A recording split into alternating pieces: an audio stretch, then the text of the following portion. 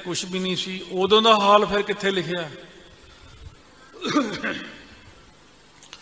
सारा हाल जिहड़ा ये सर्वलो प्रकाश दे विच लिखिया। फिर सब तो पहला जे दुनिया की नॉलेज लैनी, सर्वलो प्रकाश का पाठ करो। अज तुसीं ये कहने हो कि साडे घरां च माया दी घाट है, गरीबी है। मेरी गल सुन लो ध्यान दे नाल। सर्वलो प्रकाश सारे घरां च रखो, सहज पाठ इहदा करो, भावें 2 अंग रोज करो, 4 करो। हौली हौली साल 2 साल बाद तुसीं देखोगे तुहाडे घर च माया की लहर बहर हो जानी है। ये किसी नूं आवाज़ आई बई वो तड़के 2 बजे बह के सिंह सिमरन करदा, पाठ करदा, गरीबी बड़ी, उन्होंने आवाज़ आई भी ਸਿੰਘਾ ਸਰਬਲੋ ਦਾ सहज पाठ कर, तेरे घर माया की कमी नहीं रहूगी। साध संगत जी मैं तो ਸਰਬਲੋ ਦੇ सिर्फ 2 ਦੋਹਰੇ ही ने बस। रे मन भाई तू सारदा जा सम अबर ना कोय, जे सिमरत किल विख नसे अंत परमगत होए। दोहरा नरक निवारण जगत गुर मोहन सकल संसार, रिजक देन सब जगत को जस पूर्ण पंडाल।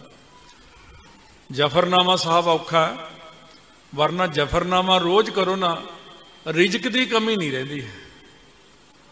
और रिजक जफरनामा नाल बहुत आउंदा, ਉਹਦੇ ਚ सारा लिखे रिजक की गल बहुत कुछ लिखी है।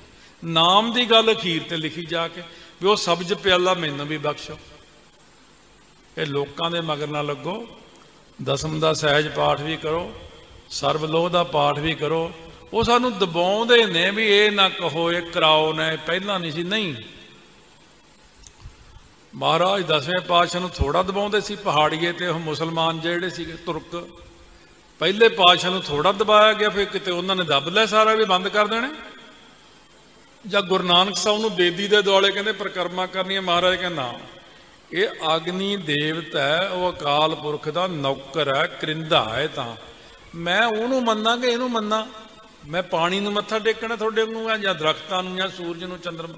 ये तो सारे उहदे बनाए हुए करिंदे ने, ये कामकार वाले ने। महाराज कहते मैं तो अपने गुरु के दुआले परिक्रमा करनी है। गुरता गद्दी तां या पहला प्रकाश ते गुरता गद्दी तां गुरु नानक साहब दे अज दे दिन कारी दिती सी। उन्होंने जिहड़ी बाणी लिखी हुई सी रख के उत्ते सुंदर माला पा के कह लो, जां साफ वस्त्र पा के गुरु ग्रंथ साहिब जी नूं पहले दिन मानता गुरता गद्दी मिल चुकी। मत्था टेक के माता जी दे नाल परिक्रमा कीतियां, माता सुलखणी जी दे नाल। महाराज ने लिखा दसम ग्रंथ विच, ब्याह एक कीन नहीं दूसर कीन। अकाल पुरख ने इको ही माया नाल ही ब्याह किया। एका माई जुगत विआई, 3 चेले प्रवान है उत्थे। ये जड़ा माया नाल ब्याह किया, माता सुलखणी होर कोई नहीं सी आई, माया ने ही रूप धारिया सी। जिहड़ी जिन्ने 10 गुरां दीआं महल ने, ये सारे माया ने ही रूप धारे सी। क्योंकि इत्थे तक तुहाडी समझ नहीं ना, तुहानूं पता लगना। बह के किते बंदगी करो, अंदरलियां परतां खुल्लण, हौली हौली हौली हौली सोझियां पैंदियां जाण, फिर चंगे चंगे गुरमुखां दी संगत हुंदी जावे, फिर बह के विचारां करदे रहीए, फिर जाके किते इन्हां चीज़ां दा पता लगदा। एक कोई पुराने टाइम च बड़ा लीडर सी, उहने कीतियां सी गलतियां, वो बड़ा दबिया जिहा रहा करे। फिर संत जरनैल सिंह की गल, संतां कोले रिपोर्ट पहुंची भी ਇਹਦੀ इदां इदां ਦੀ एक फोटोआं खिच्चियां होईयां ने लीडर दियां। ਉਹ लीडर ने ਜਦੋਂ ਇਹ ਮਾੜੀ ਜੀ ਸਿਰੀ ਚੱਕਦਾ, ਉਹ ਕਹਿੰਦਾ ਫਿਰ ਦਈਏ ਅਖਬਾਰ 'ਚ, ਕਹਿੰਦਾ ਉਦੋਂ ਹੀ ਦਬ ਜਾਂਦਾ ਹੈ। ਇੱਕ ਨੀਤੀਆਂ ਨੇ ਇਹ ਸਾਰੀਆਂ। ਉਹ ਚਲੇ ਗਏ ਹੁਣ ਤਾਂ ਸਾਰੇ, ਹੁਣ ਤਾਂ ਖਤਮ ਹੋ ਗਏ ਉਹ। ਇਸ ਕਰਕੇ ਉਹ ਤਾਂ ਵਿਚਾਰੇ ਚਲੋ ਮਜਬੂਰ ਹੈ। ਮੈਨੂੰ ਤਾਂ ਹੀ ਨਹੀਂ ਗੁੱਸਾ ਆਉਂਦਾ ਕਿ ਵੀ ਤੂੰ ਭਲਿਆ, ਤੂੰ ਤਾਂ ਕਰਦਾ ਹੀ ਕੁਛ ਨਹੀਂ, ਤੇਰੇ ਤਾਂ ਜਿਹੜੇ ਮੰਗਰ ਬੈਠੇ ਲਿਖ ਦਿੰਦੇ ਆ।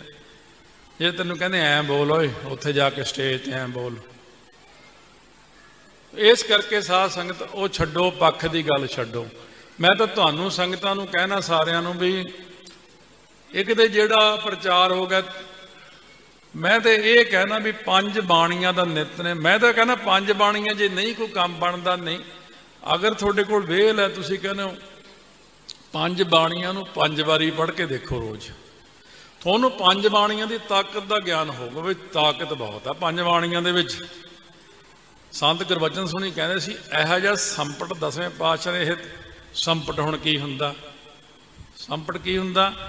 ਜਦੋਂ ਪਾਰਾ ਮਾਰਦੇ ਆ ਜਾਂ ਹੋਰ ਕੋਈ ਚੀਜ਼ ਮਾਰਦੇ ਆ ਤਾਂ ਇੱਕ ਤੌੜਾ ਜਿਹਾ ਲੈ ਕੇ ਉਹਦੇ ਵਿੱਚ ਥੱਲੇ ਪੱਤੇ ਹਰੇ ਰੱਖ ਕੇ, ਕਿਸੇ ਵੀ ਬੂਟਾ ਹੁੰਦਾ ਉਹਦੇ ਉੱਤੇ ਦਵਾਈ, ਉਹਦੇ ਉੱਤੇ ਪੱਤੇ, ਉਹਦੇ ਤੇ ਦਵਾਈ, ਉਹਦੇ ਤੇ ਬੂਟੇ ਐ ਸਿਰੇ ਤੱਕ ਭਰ ਕੇ ਉੱਤੇ ਢੱਕਣ ਲਾ ਕੇ ਚਾਰੇ ਪਾਸੇ ਆਟੇ ਨਾਲ ਬੰਦ ਕਰਨੇ। ਇਹਨੂੰ ਕਹਿੰਦੇ ਸੰਪਟ ਲਾਉਣਾ। ਇੱਕ ਬੰਦਾ ਕਹਿੰਦਾ ਸੰਪਟ ਪਾਠ ਤਾਂ ਕਿਤੇ ਮਰਿਆਦਾ ਹੀ ਨਹੀਂ। ਇੱਕ ਬੰਦਾ ਦੂਜਾ ਫਿਰ ਜਿਹੜਾ ਮਾਹਰ ਸੀ ਇਹਨਾਂ ਗੱਲਾਂ ਦਾ, ਉਹ ਕਹਿੰਦਾ 52 ਅੱਖਰੀ ਪੜ੍ਹੀ ਕਦੇ? ਕਹਿੰਦਾ ਹਾਂ। ਕਹਿੰਦਾ 52 ਅੱਖਰੀ ਸਾਰਾ ਸੰਪਟ ਹੀ ਆ। ਪਹਿਲਾਂ ਸ਼ਲੋਕ, ਅਖੀਰ ਤੇ ਸ਼ਲੋਕ ਉਹੀ ਗੁਰਦੇਵ ਮਾਤਾ ਗੁਰਦੇਵ ਪਿਤਾ, ਫਿਰ ਸ਼ਲੋਕ, ਫਿਰ ਪੌੜੀ, ਫਿਰ ਸ਼ਲੋਕ, ਫਿਰ ਪੌੜੀ। ਇਹ ਸਾਰਾ ਸੰਪਟ ਹੀ ਤਾਂ ਹੈ। ਅਸੀਂ ਜਦੋਂ ਸੰਪਟ ਪਾਠ ਕਰਦੇ ਹਾਂ ਉਹ ਇਹੀ ਕੁਛ ਕਰਦੇ ਹਾਂ। ਉਦੋਂ ਇੱਕ ਸ਼ਲੋਕ, ਇੱਕ ਪੌੜੀ ਜਾਂ ਇੱਕ ਸ਼ਬਦ ਦਾ ਜਾਪ ਲਾਉਨੇ ਆ।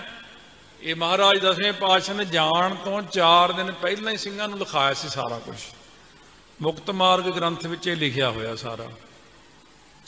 ਮੇਰਾ ਕਹਿਣ ਤੋਂ ਭਾਵ ਇਹ ਹੋਇਆ ਵੀ ਜਦੋਂ ਹੁਣ ਇਹ ਅੱਜ ਦੀ ਦੁਨੀਆ ਜਿਹੜੀ ਹੈ ਇਹਦੇ 'ਚ ਬਹੁਤ ਲੋਕ ਨਹੀਂ ਤਰਦੇ। ਪਹਿਲਾਂ ਤਾਂ ਮਹਾਤਮਾ ਹੁੰਦੇ ਸੀ ਬ੍ਰਹਮ ਗਿਆਨੀ, ਤੀਜਾ ਨੇਤਰ ਖੁੱਲ੍ਹੇ ਦੇਖ ਲੈਣਾ ਵੀ ਤਰਿਆ ਹੀ ਨਹੀਂ ਹੈ। ਚਲੋ ਉਹਨਾਂ ਨੇ ਕੋਸ਼ਿਸ਼ ਕਰਨੀ, ਉਹਨਾਂ ਦੀ ਤਾਂ ਇੱਕ ਜਪਜੀ ਸਾਹਿਬ ਨਾਲ ਹੀ ਤਾਰ ਦਿੰਦੇ ਆ। ਹੁਣ ਗੁਰੂ ਨਾਨਕ ਦੇਵ ਜੀ ਮਹਾਰਾਜ ਨੂੰ ਕਈ ਵਾਰ ਕਹਿਣਾ, ਉਹਨੇ ਲਿਆ ਮਰਦਾਨਿਆਂ ਜਲ ਲਿਆ, ਜਲ ਦਾ ਛਿੱਟਾ ਮਾਰਨਾ।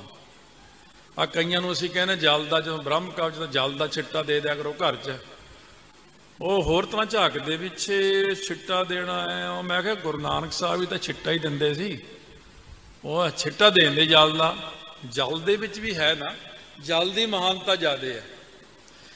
ਇਸ ਕਰਕੇ ਸਾਧ ਸੰਗਤ ਜਿਹੜਾ ਇਹ ਇੱਕ ਦੇਖੋ, ਨਹੀਂ ਵੀ ਅਖੰਡ ਪਾਠ, ਜੇ ਧੂਫ ਜ਼ਰੂਰ ਬਣਾ ਲਓ।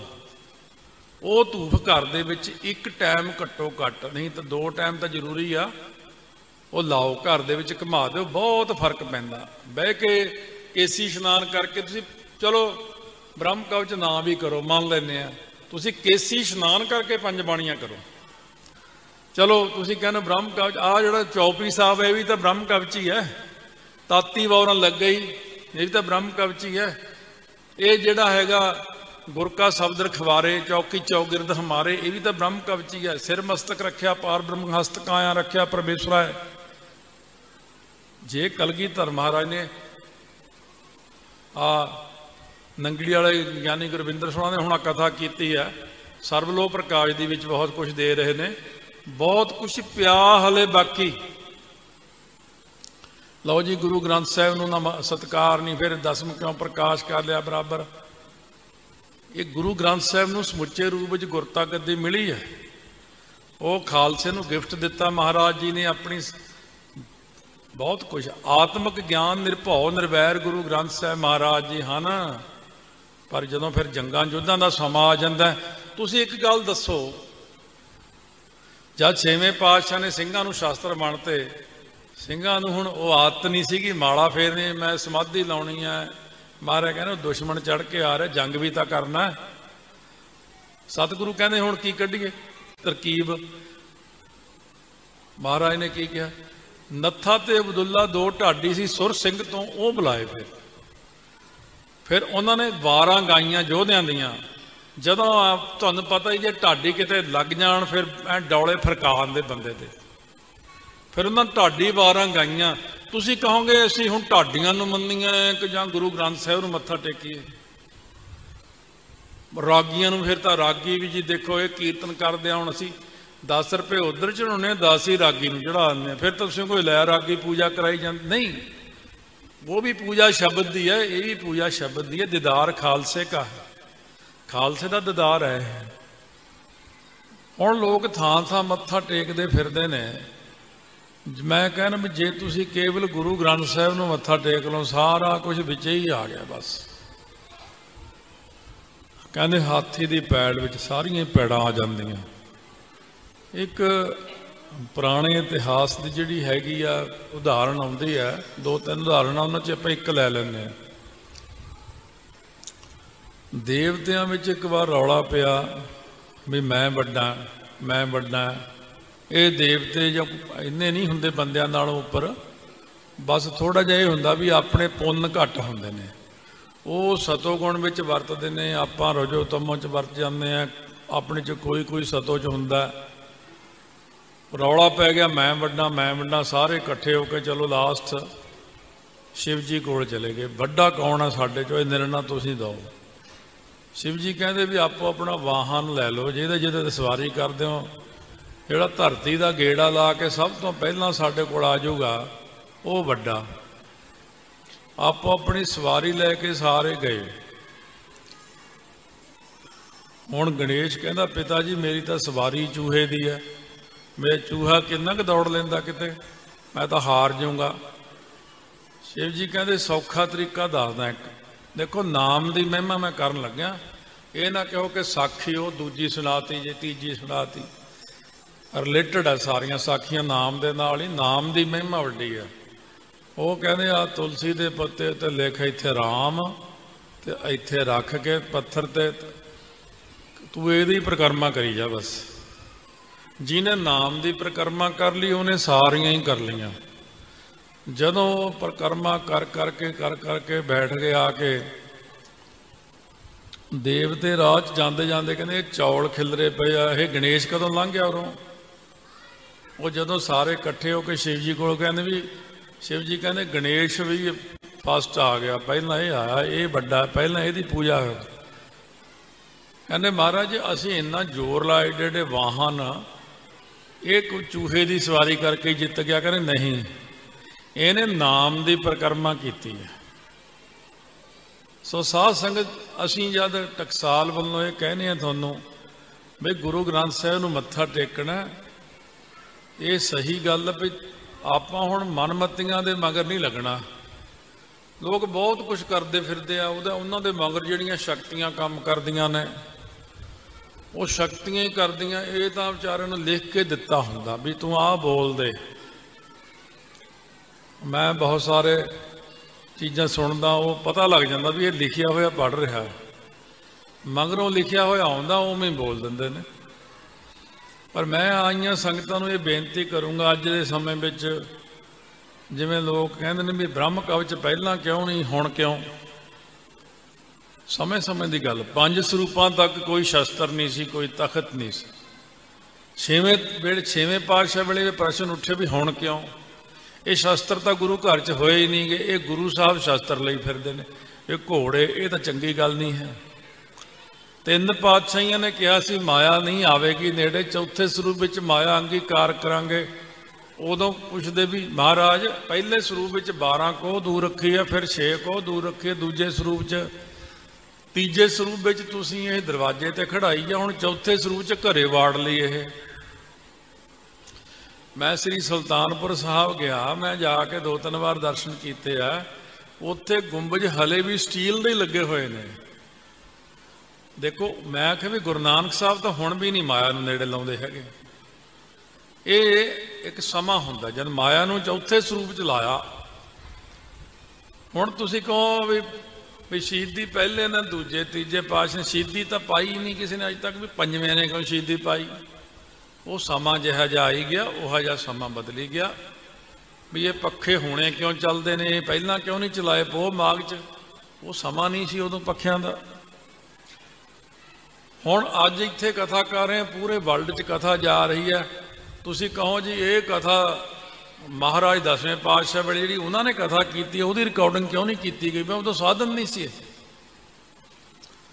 जिहड़ा अज दा समय है, जिहड़ा ब्रह्म कवच है, ये पहला निहंग सिंह जथेबंदियां विच ही प्रचलित सी। केवल बुढ़ा दल दे गुटके च, तरना दल बाबा बिधी चंद दे गुटका पोथी विच हैगा, हजूर साहब हैगा। मैं तो उत्थों ही जाणिया सी, हजूर साहब तो ही सब कुछ, क्योंकि उत्थे जिन्ने भी सिंह सेवा करते उन्होंने मैनू दसम दियां बाणियां बारे, मैं कि निके जे मुंडे नूं पुछया, मैं यार थोड़े जिहे करंट बहुत आ, जिन्ने तुरे फिरदे तकड़ तकड़, कहंदा असीं बाणी कंठ की हुई है दसम की। मैं कहा की पढ़ते हुंदे हो? कहंदा आ पढ़ते हैं, आ बाणी पढ़ते, आ पढ़ते हैं, इन्हां रखिया हुंदी। मैं कहा ठीक है।